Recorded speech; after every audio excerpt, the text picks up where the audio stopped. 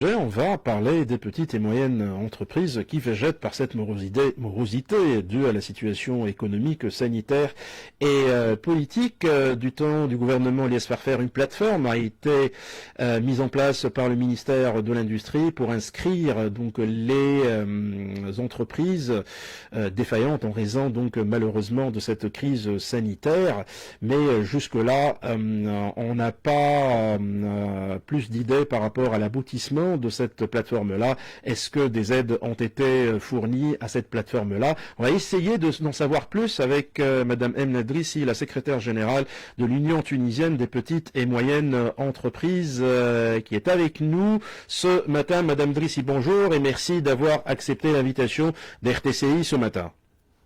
Bonjour Anis et merci pour l'invitation.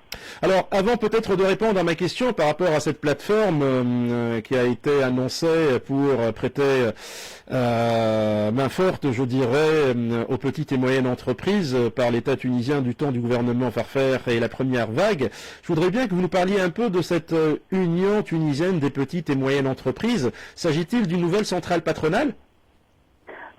Non, en réalité, c'est une association. C'est une association. Alors, l'Union tunisienne des petites et moyennes entreprises, donc l'UTPME, elle s'est créée d'une manière spontanée pendant la première vague du Covid-19. C'est un peu la non-application du décret 8, du décret loi 8 du 17 avril 2020 qui nous a un peu regroupés sur les réseaux sociaux. En fait, c'est le décret qui mentionne la suspension des délais, procédures et poursuites relatives au chèque.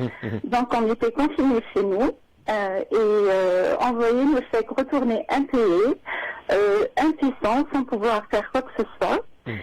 Chose qui nous a poussé un peu à effectuer une manifestation le 28 mai 2020 devant l'ARP.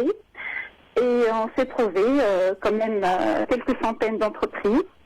Et on s'est dit, tiens, pourquoi pas une organisation légale qui nous représente et qui groupe toutes ces PME. Et c'est comme ça que l'UTPME a vu le jour. Alors, est-ce que c'est sectoriel ou est-ce que c'est transversal, Madame Drissi? Non, c'est tout choix confondu en fait. C'est transversal, c'est toutes les PME, les patentes, les petites SAR, même des SA. Il y en a un peu de tout dans cette association. Et voilà.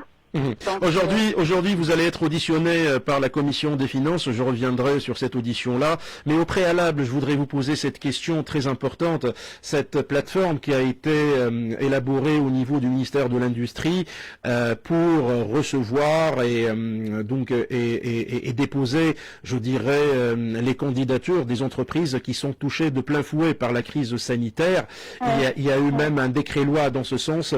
Vous l'avez mentionné, des critères également d'éligibilité, mais bien entendu une somme d'argent qui a été annoncée, c'est très important, je pense que c'est aux environs de 500 millions de dinars qu'on a promis à cette frange de... 500 millions de dinars pour le secteur touristique, mais 1 million quand même de dinars pour...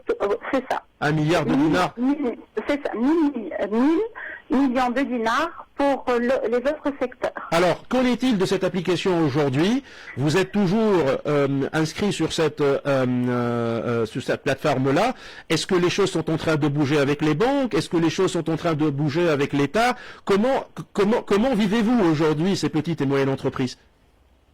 Alors, sur cette plateforme, il y a 12 000 dossiers quand même qui ont été déposés.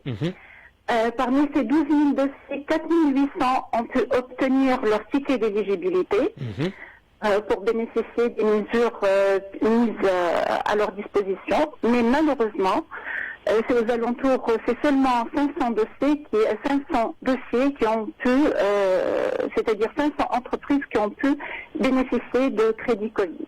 Donc vous imaginez un peu la situation. C'est aux alentours de 13% à peu près, c'est ça? À peu près. De toute façon, il y a une étude du PNUD qui a été publié au mois de septembre dernier, qui confirme aussi que 18% uniquement des entreprises qui ont pu bénéficier de ces crédits-là. Et l'éligibilité donne droit à quoi? Est-ce qu'elle donne droit à de l'argent frais qui est versé donc dans les entreprises, ou à la possibilité d'aller aux banques et d'avoir des crédits auprès du banque avec bonification peut-être? D'aller aux banques et d'avoir des crédits auprès de banques, justement, d'où le rôle de la SOCUGAR. Ouais. Et voilà, donc nous savons qu'il y a un petit problème par rapport aux normes mises entre la SOCUGAR et les banques. Donc je ne saurais l'expliquer comme il le faut parce que je n'ai pas l'information réelle, mais je sais qu'il y a un petit souci là-dessus, et je pense qu'il faut maintenant se pencher sur la chose, créer une commission, je ne sais pas moi, au niveau du ministère des Finances, mais une commission qui revoit les termes du contrat de la garantie de l'État avec les banques, pour que justement ces entreprises trouvent un moyen pour respirer, trouvent un financement pour pouvoir surmonter un peu la crise actuelle. Donc 12 000 entreprises ont déposé leur candidature sur la plateforme, 4 300 ont été retenues, et de 4 800 ont été retenus, oui. Et parmi les 4 800, seulement 500 ont pu bénéficier des crédits. On peut bénéficier donc de possibilités d'avoir des crédits, des possibilités d'avoir. Tout à fait. Avec d'autres avantages, comme le report des échéances fiscales et tout ça. Mais bon, les gens ont besoin nécessairement et dans l'immédiat d'un peu de financement pour pouvoir justement payer leur loyer, payer un peu le personnel, payer un peu surmonter un peu la difficulté, exactement. Alors aujourd'hui, vous allez être auditionné par la Commission des Finances. C'est la deuxième fois que vous allez au Parlement, Madame Drissi, c'est bien ça? Oui, c'est la deuxième fois. La première fois, c'était on était invité par la Commission de la législation générale. C'était pour donner un avis concernant le projet de loi 45-2020 qui concerne la dépénalisation des chèques sans provision. Oui. Et cette fois-ci, c'est par la Commission des Finances, justement pour présenter nos propositions. Tout le monde sait maintenant que le projet de loi 2021 ne contient aucune mesure pour aider les PME sinistrées. Et donc on a préparé des propositions qu'on avait envoyées à la commission des finances, et ils nous ont appelés pour nous écouter et pour discuter justement de tout ça. Vos revendications principales sont quoi, Madame Emnadri, c'est la secrétaire générale de l'Union tunisienne des petites et moyennes entreprises? Essentiellement le financement, justement. Donc, nous proposons de revoir un peu l'identification des entreprises sinistrées, qui a été mise au départ par le gouvernement Farfer, les conditions d'éligibilité, parce que parmi ces conditions-là, il y a la condition de la baisse du chiffre d'affaires. On demande à ce que ça soit révisé, justement, parce que là, franchement, toutes les entreprises, sans exception, ont été affectées et ils ont vu leur chiffre d'affaires régresser. Donc, on propose d'octroyer des crédits selon le cas ou selon la baisse du chiffre d'affaires, mais là, maintenant, il faut vraiment aider tout le monde. Donc, il y a ça. Il y a aussi on propose surtout de retirer la condition de placement bancaire. Parce que justement, s'il y a 4 800 entreprises qui ont pu obtenir leur ticket d'éligibilité, on ne comprend pas pourquoi 4 300 parmi eux n'ont pas pu obtenir justement des crédits.